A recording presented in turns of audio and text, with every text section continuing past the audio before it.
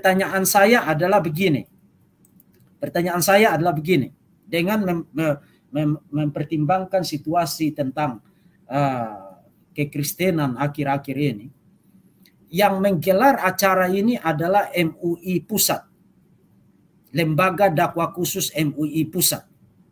Dan yang melaporkan Muhammad KC ke polisi sekarang, dan kita tahu bersama seperti yang juga sudah dibahas akhir-akhir dengan sangat masif dan diberitakan juga secara luas bahkan sampai ke dunia internasional.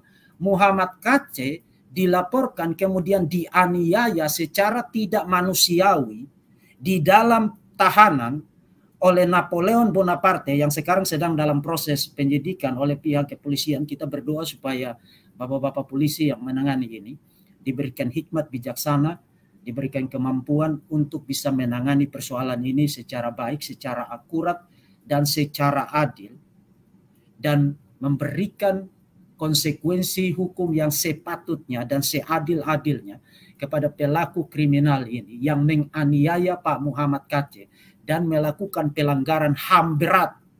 Karena dia bukan hanya menganiaya Pak Muhammad KC secara tidak jantan, tetapi juga melumuri muka dan badannya dengan tai, dengan tinja, dengan kotoran manusia. Itu sesuatu yang tidak bisa diterima oleh akal sehat. Saudara tidak perlu menjadi seorang Kristen untuk melihat itu sebagai sesuatu yang sangat-sangat keji, apalagi dilakukan oleh seorang aparat berpangkat inspektur jenderal. Sorry ya, di dalam video saya terdahulu itu saya ada slip of tongue. Saya menyebutnya insinyur jenderal, ya, pada sebenarnya inspektur jenderal, yang masih menyandang predikat itu dan melakukan penganiayaan keji dan tidak berperi kemanusiaan terhadap Pak Muhammad KC gara-gara dilaporkan oleh MUI ini. Dan sekarang MUI setelah pergi melaporkan Muhammad KC menggelar diklat kristologi. Pertanyaan saya, apa urusan MUI dengan kristologi? Apa urusan MUI dengan kristologi? Karena Quran tidak punya kristologi. Hadis-hadis tidak punya kristologi. Pada tataran istilah saja, Quran tidak menggunakan istilah Kristos dalam bahasa Yunaninya. Istilah yang digunakan oleh Quran adalah Al-Masiyah untuk gelarnya, dan untuk namanya itu digunakan Isa, tidak digunakan Yesus, dan Isa itu tidak ada kaitannya dengan Yesus. Secara etimologi itu tidak ada kaitannya dengan Yesus. Jadi bagaimana ceritanya MUI menggelar sebuah diklat tentang kristologi yang notabene adalah sebuah bidang yang sangat sentral di dalam kekristenan? Apa urusan MUI dengan kristologi? Apakah MUI sekarang sedang memasuki bidang polemik? Apakah MUI sekarang sudah mulai berpolemik? Saya bisa mengerti itu. Jadi supaya saudara jangan salah paham. Saya bisa mengerti itu kalau itu dilakukan oleh pihak-pihak yang memang terkait dengan polemik. Saya bisa paham itu. Tapi diselenggarakan oleh MUI, itu sama seperti kalau PGI menyelenggarakan diktat tentang Islamologi. Saudara akan langsung melihat itu sesuatu yang absurd. Di samping itu, Quran tidak punya kristologi. Jadi apa urusan kamu dengan kristologi yang ada di dalam agama saya? Apa urusan kamu? Tokoh Isa Al-Masih di dalam Quran itu adalah tokoh yang baru diperkenalkan oleh Muhammad pada abad ke-6. Sebelumnya itu unknown, tidak dikenal. Yesus Kristus di dalam perjanjian baru dan juga yang telah dinubuatkan di dalam perjanjian lama adalah totally different person. Pribadi yang totali berbeda dari Isa Al-Masih yang ada di dalam Quran. Jadi apa urusan kamu dengan kristologi yang merupakan sesuatu yang sentral di dalam kekristenan? Itu pertanyaan saya. Dan saya tidak bermaksud untuk menyerang saudara loh. Tapi saya mengajukan pertanyaan ini karena Anda baru saja melaporkan Muhammad Kc dengan alasan penistaan agama karena membahas tentang Islam. Lalu sekarang Anda bikin diklat tentang kekristenan, kristologi itu kekristenan. Jadi apakah sekarang Anda sudah mulai memasang standar ganda sekarang?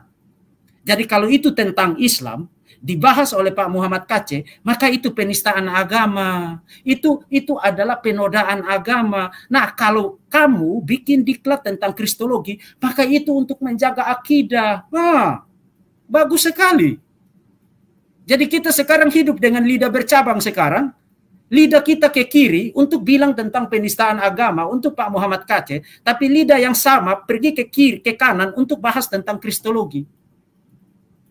Jadi apakah kita sekarang hidup dengan lidah bercabang sekarang? Hidup dengan standar ganda sekarang. Jadi kalau kalian yang bahas, maka itu tentang akidah. Tapi kalau orang lain bahas tentang Islam, maka itu penistaan agama. Itu adalah penodaan agama. Bagus sekali. Jadi kita akan hidup di dalam negara kesatuan Republik Indonesia ini dengan standar ganda semacam ini. Apa urusan kamu dengan kristologi? Saya tanya sekarang. Apa urusan kalian dengan kristologi? Quran tidak punya kristologi. Hadis-hadis tidak punya kristologi. Isa Al-Masih di dalam Quran dan di dalam hadis-hadis adalah totally different person dengan Yesus Kristus. Yang dari nama belakangnya itu, Kristus itu, kami mendapatkan satu bidang kajian, satu bidang keilmuan yang namanya kristologi. Kristologi itu dari kata Christ, dari kata Kristos. Logi dibalik itu logos, ilmu tentang Kristus, doktrin tentang Kristus, ajaran tentang Kristus. Kamu tidak punya ajaran tentang Kristus. Kamu tidak punya doktrin tentang Kristus. Jadi apa urusan kamu dengan kristologi sekarang? Saya tanya kalian, berikan justifikasinya. Apa urusan kalian dengan kristologi sekarang? Kalian baru saja melaporkan seseorang yang kemudian dianiaya secara biadab, secara keji di dalam tahanan dan sekarang sedang dalam proses penyidikan. Dan setelah kalian melaporkan itu, lalu bikin diklat kristologi. Itu standar ganda atau bukan? Itu pertanyaan loh, itu bukan serangan, itu pertanyaan. Itu standar ganda atau bukan? Jadi kalau kalian yang bahas, maka itu tentang akidah. Kalau orang lain yang bahas, maka itu penistaan. Apakah kita harus hidup di dalam negara ini dengan standar ganda semacam ini? Jadi kita akan hidup dengan standar ganda semacam ini seterusnya.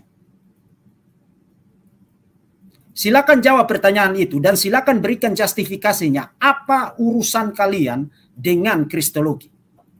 Membuat diklat tentang kristologi.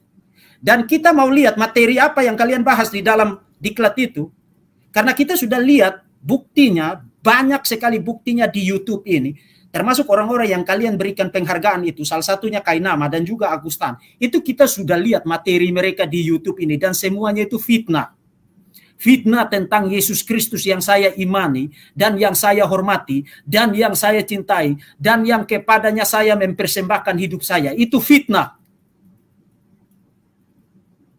Jadi kita mau lihat materi apa yang kalian bahas di dalam diklat itu. Jangan sampai kalian menciptakan omong kosong. Jangan sampai ya, saya tidak menuduh. Saya mencurigai. Jangan sampai kalian menciptakan omong kosong mengenai Tuhan Yesus saya. Atas nama akidah, kemudian kalian mempopularkan itu dan mempropagandakan itu kepada publik. Jangan sampai, karena kita mau lihat dulu materi kalian itu apa di dalam diklat itu. Karena itu terkait dengan iman saya loh. Dengan Yesusnya saya loh. Dengan Tuhan Yesus saya loh. Yang saya cintai dan yang saya serahkan hidup saya untuk dia loh. Jadi saya tidak akan, kalau kamu merasa bahwa imanmu itu tidak boleh diutak-atik, kamu juga jangan lancang untuk mengutak-atik iman saya. Itu fairnya begitu. Itu fairnya begitu.